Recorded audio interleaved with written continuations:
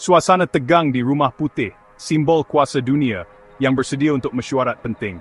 Presiden Ukraine, Volodymyr Zelensky, pemimpin masa perang, bersedia untuk membentangkan kesnya. Negaranya yang musnah akibat perang sangat memerlukan sokongan. Di hadapannya duduk Donald Trump, Presiden Amerika Syarikat yang sukar dijangka, yang memegang tampuk bantuan Amerika. Mesyuarat ini bertujuan untuk mengukuhkan kerjasama antara dua negara yang menghadapi musuh bersama.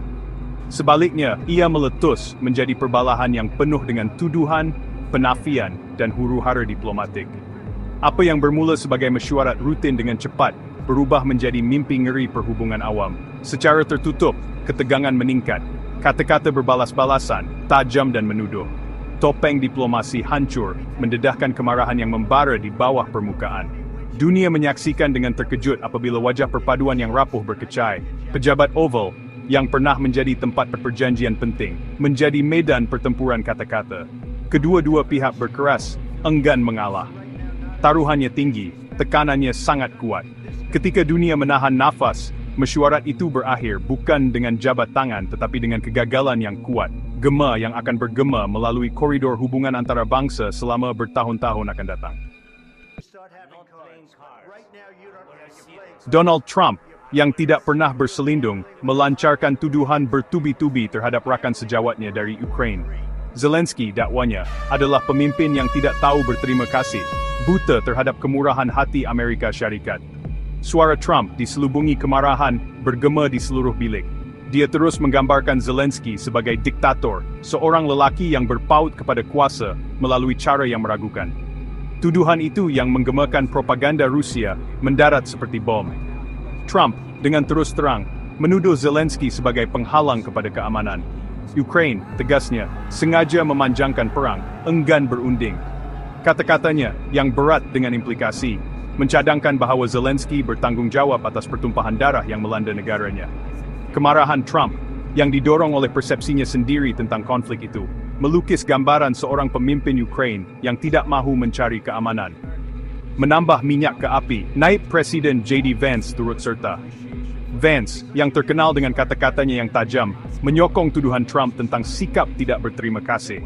Zelensky, katanya, tidak menghormati Amerika Syarikat, melayan kemurahan hati mereka dengan penghinaan. Kata-katanya, yang diselubungi penghinaan, semakin memperdalam jurang antara kedua-dua pemimpin itu. Vance tidak berhenti di situ. Dia menuduh Zelensky mengatur kempen propaganda, menayangkan rungutannya di hadapan dunia. Delegasi Ukraine, cadangnya tidak ikhlas dalam rayuan mereka untuk mendapatkan bantuan, tetapi adalah pelakon di pentas dunia, cuba memanipulasi sentimen Amerika. Kata-kata Vance, keras dan tidak berkompromi, mengukuhkan imej perkongsian di ambang kehancuran. Berdepan dengan rentetan tuduhan, Zelensky enggan tunduk.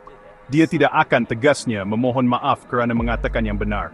Diplomasi, katanya, berkembang maju dengan kejujuran, bukan ancaman terselindung dan naratif palsu. Suaranya, walaupun diselubungi ketegangan perang, tetap tegas, bukti keazamannya.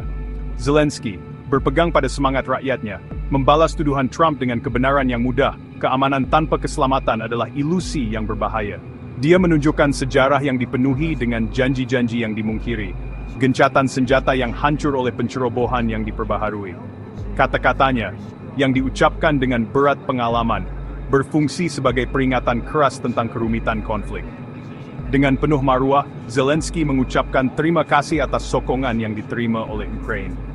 Namun, dia enggan membiarkan rasa terima kasih disamakan dengan kehinaan. Negaranya, tegasnya, berhak mendapat penghormatan dan perkongsian yang tulen, bukan sekadar ihsan. Dalam langkah yang mengejutkan dunia, Zelensky menawarkan cadangan radikal. Jika peletakan jawatannya adalah harga untuk keamanan, dia mengisistiharkan, dia sanggup membayarnya. Satu-satunya syarat jaminan keahlian NATO untuk Ukraine, memastikan keselamatan mereka daripada pencerobohan selanjutnya. Tawarannya, satu pertaruhan yang berani, menggariskan situasi terdesak yang dihadapi negaranya. Kesan daripada mesyuarat itu adalah serta-merta dan teruk. Sidang akhbar yang dirancang, yang bertujuan untuk menunjukkan perpaduan, dibatalkan secara tiba-tiba. Wartawan, yang berkumpul untuk menyaksikan tarian diplomatik, diusir keluar dari Rumah Putih. Imej-imej itu, yang disiarkan secara global, melukis gambaran yang jelas tentang hubungan yang kucar-kacir. Reaksi antarabangsa adalah pantas dan berbelah bahagi. Para pemimpin di seluruh Eropah dan seterusnya menyatakan sokongan mereka untuk Ukraine, mengutuk ledakan Trump. Amerika Syarikat yang pernah menjadi suar demokrasi dan sekutu teguh, kini dilihat sebagai tidak boleh dipercayai. Dasar luarnya menjadi tebusan kepada kehendak seorang pemimpin yang tidak menentu. Kesan ke atas hubungan AS-Ukraine tidak dapat dinafikan. Perkongsian itu, yang ditempa dalam api konflik, telah terjejas teruk. Kepercayaan, yang pernah menjadi asas perikatan mereka, telah terhakis, digantikan dengan syak wasangka dan kebencian. Masa depan sokongan AS untuk Ukraine, yang pernah teguh, kini tergantung samar-samar. Dunia menyaksikan dengan penuh debaran, tidak pasti apa yang akan berlaku pada masa hadapan. Mesyuarat itu, yang bertujuan untuk menjadi simbol perpaduan, sebaliknya mendedahkan keretakan yang mendalam dalam perikatan transatlantik. Apabila keadaan reda, satu perkara yang jelas, hubungan antara Amerika Syarikat dan Ukraine telah berubah secara tidak dapat dipulihkan.